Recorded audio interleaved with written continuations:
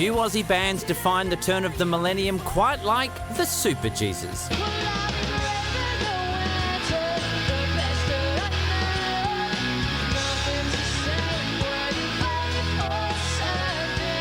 The Adelaideans stormed mainstream radio and the charts, going on to land 9 top 50 hits, 2 top 10 albums and 3 arias.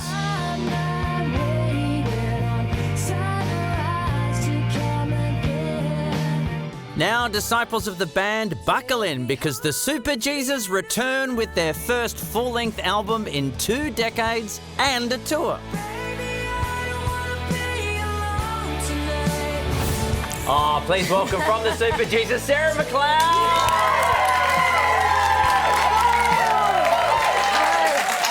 Here we go. Hello, darling. I'm so happy to see you. Yeah, it's nice to be here. Oh my gosh, we've got to do a TV show getting in the way of just catching up.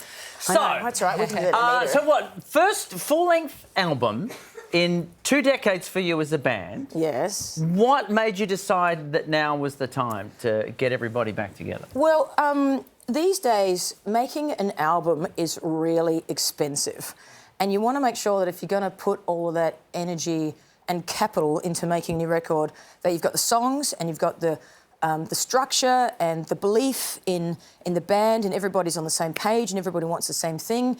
And for a long time, we didn't have that. We had some problems with some members. We weren't getting along a little bit. There was some chemistry issues. We weren't happy with the songs. We weren't really focusing on the Superjesus enough. I had gone solo. Mm-hmm. I lived in a different state. Everyone was kind of like, yeah, we'll do it. If a show comes up, great. But we weren't like, all right, let's do this. And then recently we found the thing and we gelled. All the songs fell into place and it was obvious. We went, now, baby. Feels good. Yeah. It's now! So we're told this is the new Superjesus. Is that what you mean by new? You've found a new something? Yeah, we found this cute, thing that... Because we all do everything ourselves, in this day and age, you have to do everything yourself. Like in the 90s, we didn't do anything. The record company did everything. And now we have to do everything ourselves. And it's this... it's a really cute, us against them, passion thing. And we sit there and we think, well, we need to... with stuff with Spotify and, we have to do tutorials constantly. Ruddy and I are constantly on the phone going, all right, can you learn how to send a MailChimp 5 hours later? I'll learn how to upload a song. And we have this cute little camaraderie now because we really want it to happen. And we feel like we're starting again. Guys, it used to be sex, drugs and rock and roll and now it's MailChimp? Jeez, it's changed, hasn't it? When I asked Ruddy to make a MailChimp, he was like, yeah, he tries not to sort of bust my balls too much. So he was like, yeah, McLeod, no worries. And he hung up and I thought, yeah, he's got it. And he sat there and he had to Google what's a MailChimp. And it took him hours, but he did it, and that's how we do things. I have the mail, but which chip to send it to? Specify. Yeah. I love that you're sort of saying it's getting back to basics a bit. I don't know if I've ever told you this. When I moved to Melbourne, the first band I ever saw live was the Superjesus at the Prince of Wales, and I went by myself, and because I was there by myself, I was able to push my way to the front, and I was right at the front of the stage, and there was a moment where I swear you sang at me, to me. Did I know you didn't? No, of course you didn't know me. I was little Joe Nobody. How did you get in? Were you underage? No, I was fine. I had super elevated shoes and I met the height restriction. But it was so thrilling to get to see, that grassroots sort of band. I was gigging at the SB up the road sometimes. Yeah. And are you getting back to that sort of thing? You're so young, you can barely get into the show, but you're gigging yourself. You've got to wear platform cork shoes. Mate, don't make this about me. I'm talking about you. You have in the back of the car in case you want to go on the roller coaster. I'm calling Mum going, I told you to wait out the front for me. But it's are you getting back to gigging like that?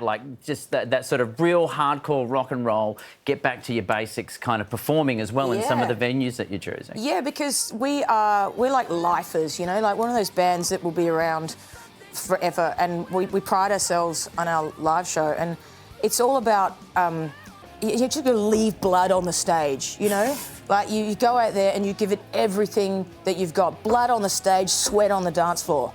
that's a gig. I love that. Yeah. Well, and that's what you're doing on the stage. But in other amazing news, 2 days ago, you're announced as the chair of the Australian Women in Music, which is amazing. Yeah. How does it feel to be approached for something like that? I love it because for years I've been noticing the inequalities in our industry, and you know we all have our sort of side discussions about it, but now I can actually be in a position where I can do something about it and I can help, and I'm going to do my best. There is massive inequality in our industry, especially in rock and roll. It's you know slowly getting better, but God, we have such a long way to go. So I just want to try and create awareness and knock down some doors and create more opportunities for women and gender diverse folk to get their music out there and get noticed. Well, let's get hope the you show can on the do road. that. Yeah. Absolutely. Yeah. Sarah Love, you've released the album a couple of weeks ago. Is it right that you're actually getting requests for CDs? Yeah. Is that a thing now? What's that all about? Yeah, all right. Well, you know, I'm glad you brought that up, Sharon. Because people are asking, I thought, I'm not going to, again, because, you know, we have to pay for it. Everything's so expensive. Now, I'm just to buy a whole bunch of CDs, and it'll be like, you know, a couple of drunk people go, oh, CDs, and then I'll buy like hundreds, and then no one will buy it. So I thought I'll go and I'll actually ask the people on Facebook. At least I've got their details, and if I'm stuck with all this stock, I can go, oi, hey, brother, you said you'd buy something, where are you? But apparently it's a nostalgia thing. People still like to play them in their cars. I was surprised. But also, I reckon CDs and vinyl is great because, and we have streaming, but like when I go to play music, I forget what I like because I don't have my library. So especially if I've got a party, like, you know, especially if it's an emergency party, you know, suddenly there's like 20 people inside and you're like, quick, and you're trying to make the drinks and you think, I've got to play some music. Now, what is it that I like? And you've got to go, unless you've got playlists ready, I get a bit sort of like, you know, bedazzled like a rabbit in the headlights. Whereas you know, in the old days I could go to my library and go, oh yeah, great, let's play that, and Put it I've got on. Well, the 5 stack. You're you know? saving lives and saving parties. Yeah. Fantastic. I'm glad you're back. Yeah. It doesn't matter what your music is recorded on, we love it. The new album from the Superjesus is out now and you can get tickets to their tour. Details are on our website. Would you please thank Sarah McLeod?